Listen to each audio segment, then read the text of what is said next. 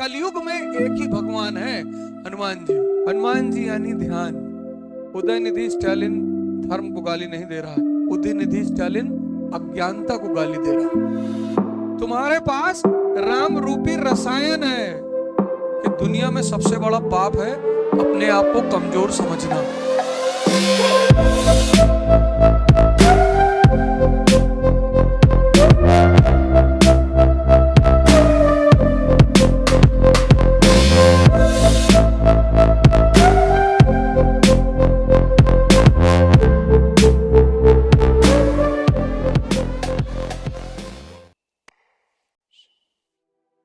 समझना है, पढ़ना उड़ना नहीं, आराम से बैठो और कहानी को गौर से सुनो और कनेक्ट करो।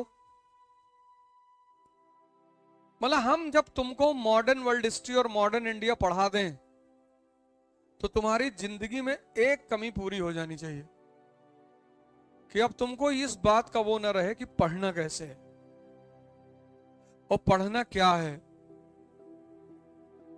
अगर ये दो चीज तुम हमसे सीख ले गए तो आईएएस की परीक्षा तो बहुत छोटी हो जाएगी तुम्हारे लिए। तुम ही आगे कहोगे हमसे कि अब ना देंगे गुरुजी। जिसका दिमाग का दायरा बड़ा हो गया वो, तुमको तो डर लगता है इस वक्त ना, क्योंकि तुमने अपनी शक्ति को अभी खोला नहीं है, तो तुमको डर लग रहा है कि भगवान किसी तरह से कोई नौकरी मिल जाए बस। तुम अभी भयभीत हो क्योंकि तुमको शक्ति से अपने परिचित नहीं हो। तुम्हारा हाल हनुमान जी वाला है। इस समंदर सामने देखे कि ये कौन पार करेगा, बोले तुम ही करोगे। ये स्टालिन जो धर्म को गाली दे रहा है, उदयनिधि स्टालिन, वो हिंदू धर्म को थोड़ी दे रहा है, वो हिंदू धर्म की अज्ञानता को गाली दे रहा है। समझो इस बात को। हिंदू धर्म को कौन गाली देगा? क्योंकि मैंने पिछली बार भी तुमसे क्लास में पूछा, कई बार मैंने लोगों से पूछा, अब कितने लोग हो इस क्लास में जिन्होंने हनुमान चालीसा कम से कम 50 बार तो पढ़ी होगी? कितने लोगों ने पढ़ी? 1 2 3 4 5। तुमने पढ़ी? 8 सिद्धियां गिनाओ। ले देखो, इसको गाली दे रहा था वो। अरे 50 बार तुम्हारे सामने से एक लाइन गुजरी, अष्ट सिद्ध नौ निधि के दाता, और तुम चापे जा रहे हो, तुमको कह रहा हूं मतलब ही नहीं हमको ये क्या लिखा हुआ है। तुम उसको नाहक में गाली दे रहे हो उदयनिधि स्टालिन को। सही कर रहा है वो कोई गलत काम थोड़ी कर रहा है, क्योंकि जिसने हनुमान चालीसा जो समझ जाएगा वो कमजोर रह ही नहीं सकता। कलयुग में एक ही भगवान है, हनुमान जी। कलयुग से तुम्हें एक ही आदमी बता सकता है, हनुमान जी। हनुमान जी यानी ध्यान। सोचो तुम 50 बार से ज्यादा पढ़ चुके होगे, तुमने कभी ध्यान ही नहीं दिया। कल बताना मुझे 8 सिद्धियां, अष्ट सिद्ध और 9 निधियां। लोग तड़पड़ा रहे, अरे उदयनिधि स्टालिन गाली दे रहा, अंधविश्वास को गाली दे रहा है। 50 बार पढ़े, उसमें लिखा हुआ है राम रसायन तुम्हारे पासा। तुम्हारे पास राम रूपी रसायन है। तुम कह रहे हो हमारे पास भैया है ही नहीं। है। कभी स्टालिन वो कारगिल पार्क में टहलना, उसमें विवेकानंद के बड़े सारे कोट्स लिखे हुए हैं। उसमें एक कोट बड़ा प्यारा है, एक ही लाइन का है कि दुनिया में सबसे बड़ा पाप है अपने आप को कमजोर समझना, क्योंकि तुम हो ही नहीं। नासे रोग हरे सब पीरा, जपत निरंतर हनुमत बीरा। 1 घंटा अपनी सांस पर ध्यान दे दो, अगर लग जाए तो शरीर में कोई व्याधि नहीं बचेगी। 1 घंटा, जो कि नामुमकिन है। अभी करके देख रहे थे 20 मिनट के लिए। सिर्फ एक वो इतनी महान किताब है, छोटी सी, वो इतनी महान किताब है वो, लेकिन उसको खोलने के लिए एक गुरु चाहिए, क्योंकि पहली लाइन वहीं से शुरू होती है, सिर गुरु चरण सरोज रज। तुम अकेले ना जान पाओगे उसका राज, तुमको खुद से वो नहीं पता चलेगी। तुमको एक आदमी चाहिए जो तुमको हर लाइन का मतलब बता दे कि देखो बेटा ये इसका मतलब ये है। और लास्ट में है जो ये पढ़े हनुमान चालीसा होए सिद्ध साखी गौरी सा, शंकर जी जैसा बना। हनुमान जी कह रहे हैं कि हमको स्मरण करोगे हम तुमको शिव जैसा बना देंगे। उदयनिधि स्टालिन धर्म को गाली नहीं दे रहा है, उदयनिधि स्टालिन अज्ञानता को गाली दे रहा है। मैं उसकी बात का बुरा ही नहीं माना,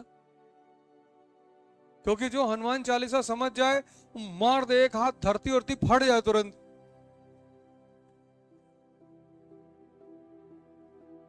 शक्ति ही यही है। 4 भाई हैं, राम लक्ष्मण भरत शत्रुघ्न। 4 भाई 4 चीज के सूचक हैं, धर्म अर्थ काम मोक्ष। 3 माएं तो 3 गुण हैं जीवन में, सत्व रज तम।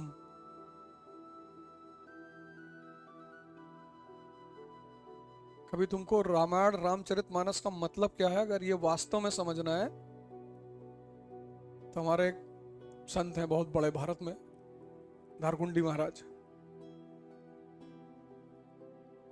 उनकी व्याख्या है रामायण की, पढ़ लोगे ना 3-4 आंख अपने आप खुल जाएगी घटाक से। हिंदी में है व्याख्या, हिंदी में मानस की व्याख्या।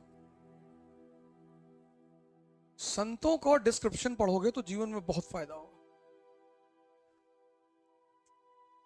पुरोहित अच्छा काम करते हैं, थोड़ा सा इंफॉर्मेशन देते हैं, लेकिन उतनी गहराई से उनको धर्म की पकड़ नहीं होती। पुरोहित को सिर्फ थ्योरी पता होती है, जरूरी भी है, किसी भी धर्म का पुरोहित हो, हिंदू मुसलमान किसी भी धर्म का। तो हसन बसरी बसरा के थे, शेख सूफी थे, उनको नदी पार करके जाना होता था डेली। तो मस्जिद के मौलाना से उन्होंने कहा कि मौलाना साहब डेली नदी पार करना पड़ता है, 50 पैसा देना पड़ता है। तो मौलाना ने कहा कोई जरूरत नहीं है यार, दुआ पढ़ लिया करो, दुआ पढ़ के और नदी पे चले जाया करो इसे चलते हुए। तो उन्होंने कहा ठीक है, वो गए, दुआ पढ़े और पार हो गए चलते चलते। अब वो डेली यही करते थे, चल के चले आते थे, उतर आते। एक दिन मौलाना साहब फंस गए नदी किनारे, रात में नाव बंद हो गई। मौलाना साहब बसरी साहब को मिले, बोले यार हसन यार नदी पार करनी है। अरे बोले क्या, आप ही तो बताए थे हमको कि दुआ पढ़ लो निकल जाओ, तो आप भी पढ़ के निकल जाओ। तो बोले तुम निकल जाते हो? अरे बोले है, तब से तो यही कर ही रहे हैं। तो दुआ पढ़े हसन साहब और नदी पे चलते हुए चले गए, फिर लौट आए। मौलाना को लगा अरे यार हम ही बताए थे इसको। तो मौलाना भी पढ़ के चले, जैसे चले डूब गए। बहुत बड़े संत थे वेस्ट एशिया में, बयाजिद। तो दोनों लोग उनके पास गए कि महाराज यही सिखाए थे हमको, ये डूब जा रहे हैं और हम चल रहे हैं। तो कहे तुम बहुत यकीन से पढ़ते हो, इनको पता तो है, यकीन नहीं है।